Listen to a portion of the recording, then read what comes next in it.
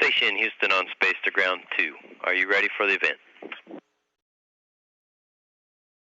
For the event. ESA, STEC, this is Mission Control Houston. Please call the space station for a voice check.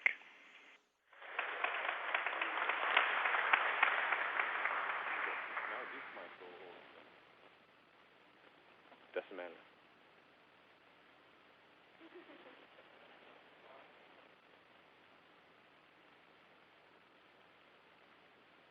Mister, I guess I can. You can hear me. Station, I can hear some voices in the background there. You're loud and clear, Christer. Good to hear your voice. Hey, Andre, we read you loud and clear. And we even see you. I'm here together with a big group of enthusiastic tweeters who are eager to ask questions to you. I'm not wasting time here. But I will ask the first question myself. Hey, can you tell me how science is going up there now and how you're doing with the scientific program, my pet right now? Well, I'm here in Columbus, and a lot of stuff is done here, but we do science all over the station. And, well, a lot of interesting things. You know that, of course, science is a long process, a long duration process. So it takes a lot of time before the final results are known. I'm doing all kind of experiments with the immune system, blood pressure, but also, for example, with an experiment like geoflow, where we look even at a big thing like the Earth and see how movements inside of the Earth are taking place, and perhaps this has implications later on for predictions of, for example, earthquakes. So there's a lot of different kinds of experiments that I'm doing, and yeah, I look forward to the results, but the final results will take some time.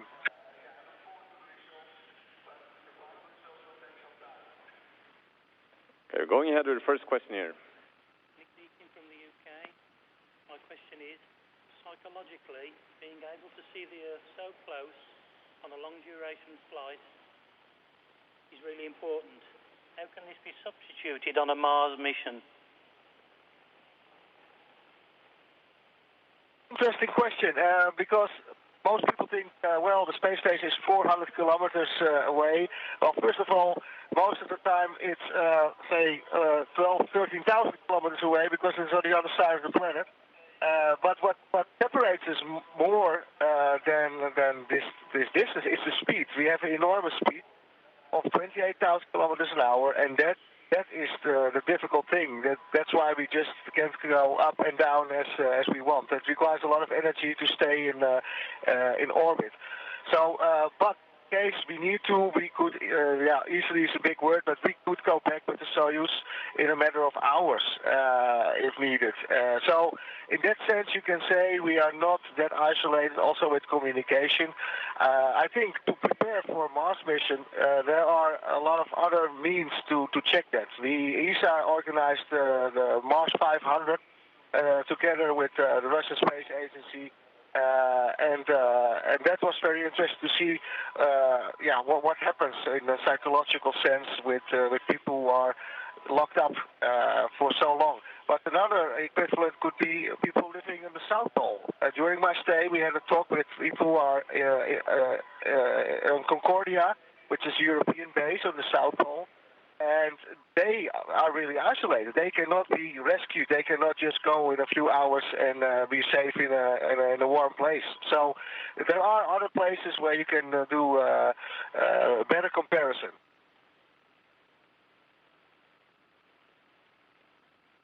Hi, this is Erik from Brookland, and I'm wondering, what does the ISS sound like? Is it noisy? Well, that's an interesting question, because I just did sound level measurements in the Dragon, in the new module that's here for a week. I mean, it leaves already in a few days.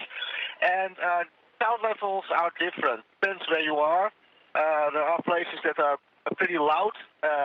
For example, if you run through the treadmill, that is a very loud device. Other places are pretty quiet, like our sleeping quarters are pretty quiet. The Dragon is actually quiet. I just mentioned that. Russian segment is a bit more noisy. It depends on where you are, but it varies from 50 to 70 dB, and in some cases, if you're close to a device, to a machine, then it can be higher as well.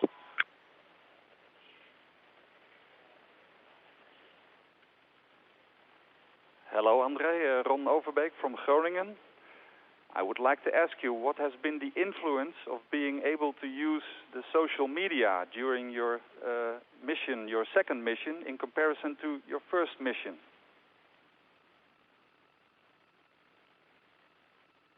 That's a question I have to ask you, because I understand that there's a lot of impact because of Twitter, because of the weblog.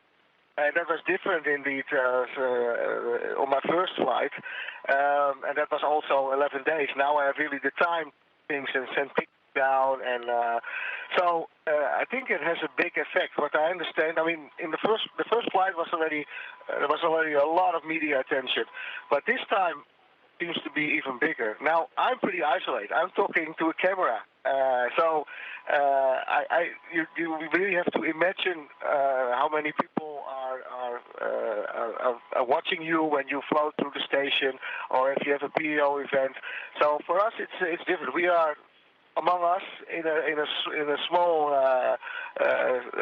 area, and on ground there's a lot of people. So I get a lot of information from little pieces of film and pictures and emails of the impact on the ground. And I think the social media made this very, very big. Not only in Holland, but all over the world. I see the tweets coming back. So that's very interesting. I think this is very important. And a lot of astronauts have their account and are active. And I think, this is the future, and I think it has a good effect to make people aware of what's doing and where we are.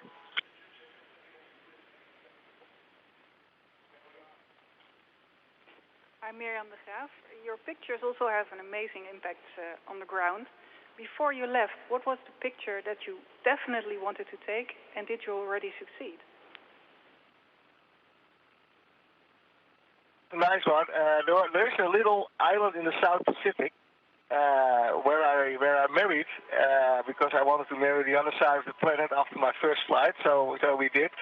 But that was not easy to find because the Pacific is pretty big, and your track has to go right over. It has to be daylight, no clouds.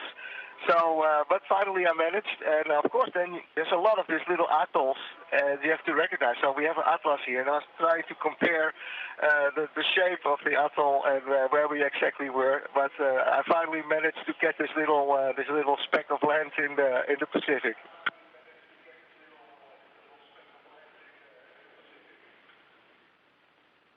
Hi, André. This is Remco Turmans from Nijmegen.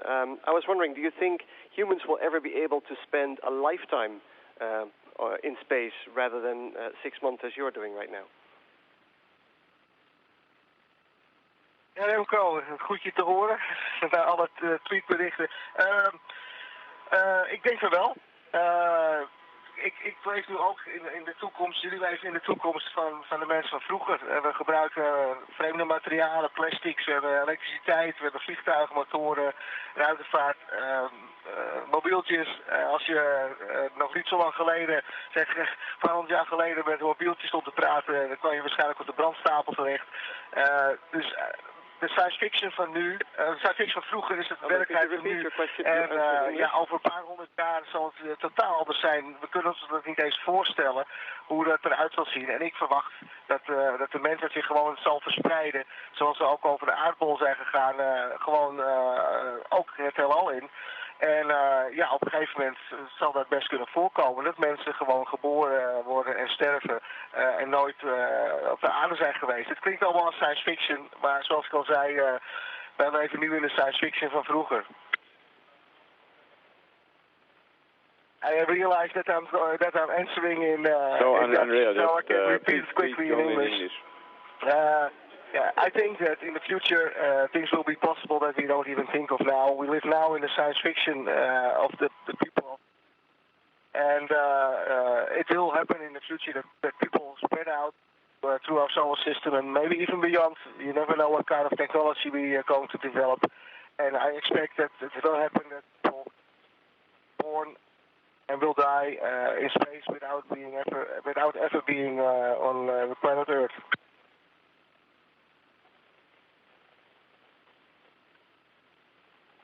Hello, André. This is Babette van Veen.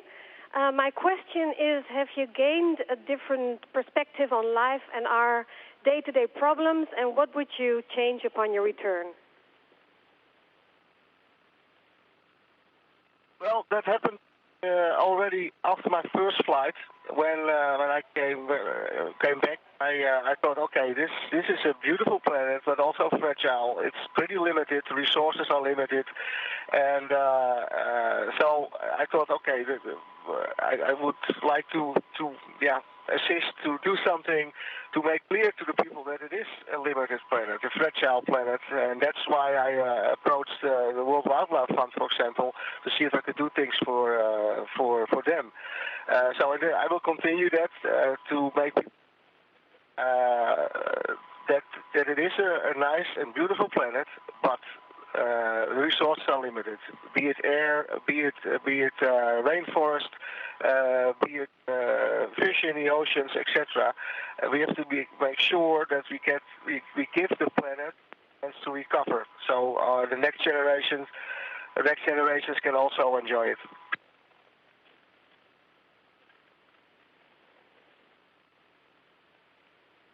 Hi, I'm Séverine from France. If there's something you never had the opportunity to do in space and really want to experiment, something you consider as unexplored yet? Yeah, well, what I am doing here is, of course, being the eyes and hands for scientists on the ground. So there's a lot of smart people thinking up all these experiments, and that's the major task that we're doing here.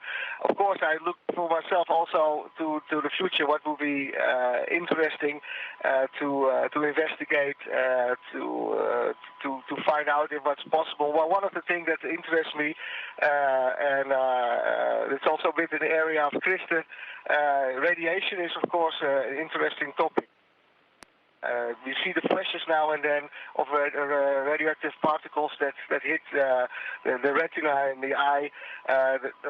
These kind of measurements are being done now to see what kind of particles these are and compare them with what we'll see. If we go to Mars, for example, we have the problem that we are not protected by the magnetic field of the Earth. So I like to find out what can we do against that threat. And one of the things that I heard once was to have a huge magnet to deflect the charge part. And that will be a very interesting experiment to see how that can be done for real with a complete spaceship can deflect the charged particles. It's a big one.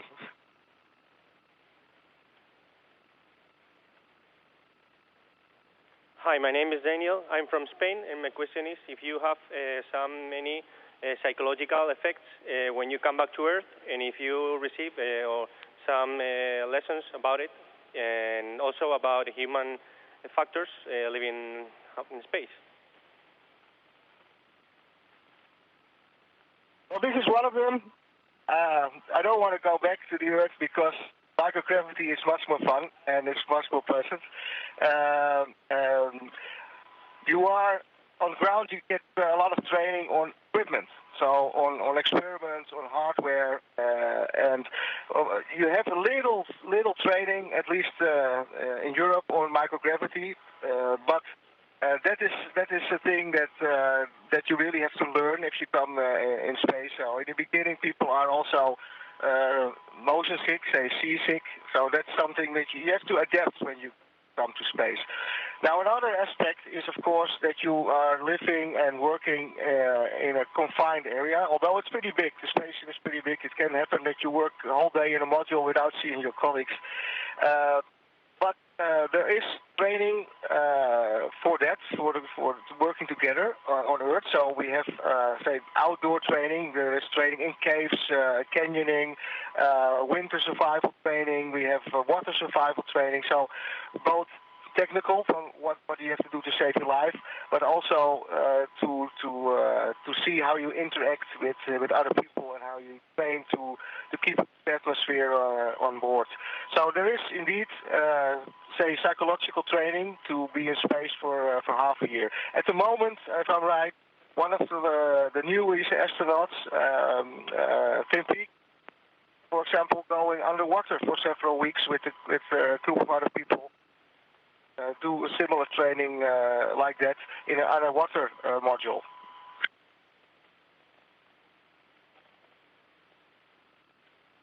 Hi, Andre. My name is Henning from Germany. Being able to see the planet Earth from above, what do you think about mankind's efforts to live sustainably? Well, if I go around the planet at night, then it's beautiful, but it also means it's pretty full. Of course, there are a lot of empty places as well, but there's a lot of city lights and a lot of people. And the Earth's population is growing and growing and growing, and the Earth doesn't get really bigger. So there is, of course, an issue there with how we deal with the resources that we have. We know that the oceans are getting emptier and emptier, rainforests are disappearing. We have to be very careful with the natural resources, and if you live in a certain place, you probably don't see it straight away. If you are in a jungle, it looks like there's a limited amount of trees or a limited amount of air. From space, you have another perspective. Before you know it, you pass the Amazon, and the air is just a thin layer. And so if we want to have a nice planet for our children and grandchildren, etc., then we really have to start thinking about it and also make life for people good. So it's not that we in the rich world can say, okay, you cannot do that anymore. So you have to find a solution for the whole Earth's population, because everybody wants to feed his children and wants to have a nice life. So this is a serious issue where we have to work on all. And at this moment, we have, of course, in Rio de Janeiro, a big conference on sustainability coming up, and so that's very important. I hope everybody puts a lot of effort in there to make Earth a nice planet for the future as well.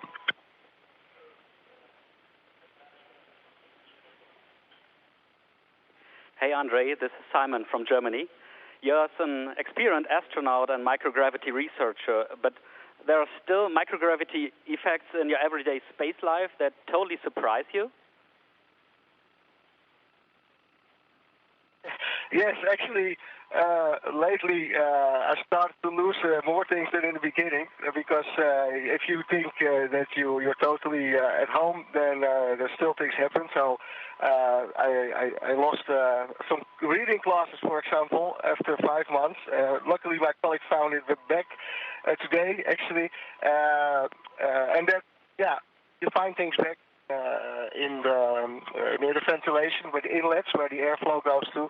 But it can also happen that you look at something when it's floating actually in front of you, because you're doing something, your attention is attracted, so you do something else.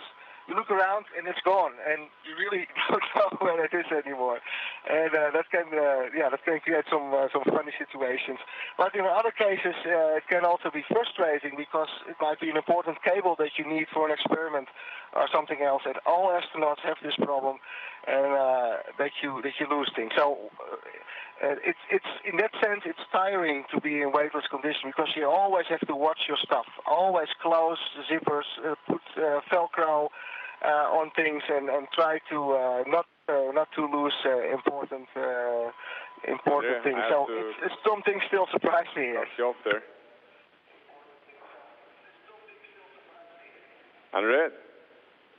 Andre, thanks a lot. We have enjoyed it very much. It's just 15 seconds left.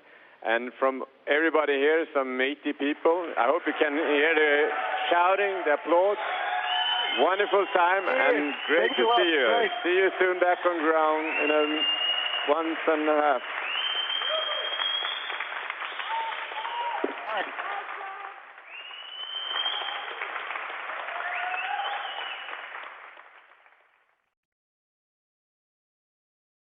Station, this is Houston ACR. Thank you. That concludes the event. Thank you to all the folks at the European Space Agency, and for Andre and the folks on the station, we'll be resuming operational video and voice communications.